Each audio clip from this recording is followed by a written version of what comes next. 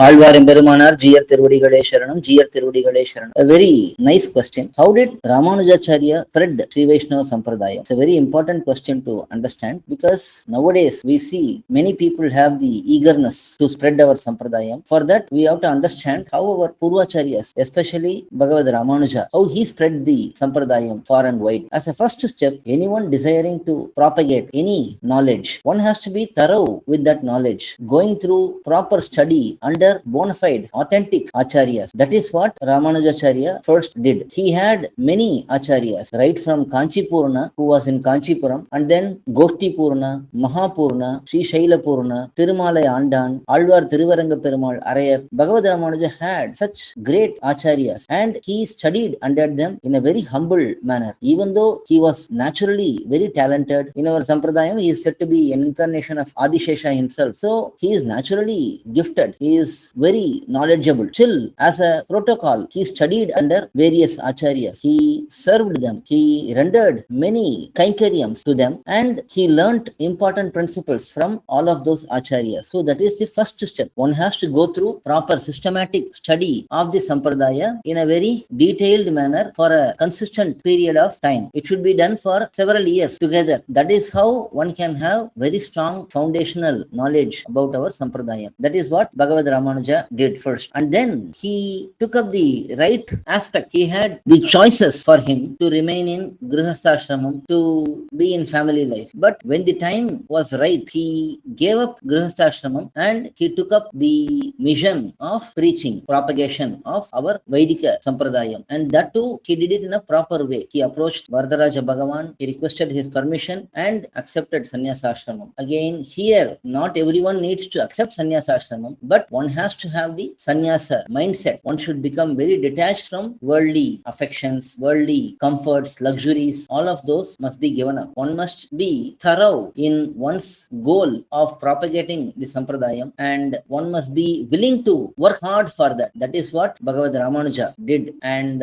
that was the second step. And then he attracted the right support people for him. Looking at his knowledge, looking at his conduct, many great Sri Vaishnavas came and took shelter of him. He guided them properly. He brought them to the level where they can also go out and do propagation. So it is not an individual effort. Even though he is the anchor of our Sampradayam, he also prepared many other Bhagavatas who can carry forward his mission both along with him and after him. So that was another critical activity he did. That is preparing the next generation, preparing the followers to be leaders. So that was done by Bhagavad Ramanuja. And then even after having very good foundational knowledge, having good disciples who can carry forward his message, he did not just rest and enjoy his life while others toiled. He went to many places in Bharatadesha, many important places where scholars of different schools of thoughts, different matams will be present, and he went and debated with them. He conducted many debates and proved the value of Vedanta, proved the worth of Vedanta through systematic, proper debates. Even in his debates, he would never attack anyone personally, individually. Rather, he will focus on the subject matter and he will highlight the deficiencies in the subject matter. That is how he very genuinely debated with others and won over many scholars from different sampradayas, different matams. So, on top of his natural ability, on top of his proper training under wonderful acharyas, on top of preparing nice followers, he also continued to work hard, very hard, and he was always on the ground doing direct discussions, direct interactions with both Bhagavatas and other Sampradaya philosophers, and he was handling them in a very humble and honest manner. So in this way, Bhagavad Ramanuja focused on the Sampradaya principles and propagated them far and wide. Especially he focused on temples, the Videshams, because temples are supposed to be knowledge centers. They are the place where intellect flourished. So he ensured that there was always good lectures, discussions, sharing of experiences in the the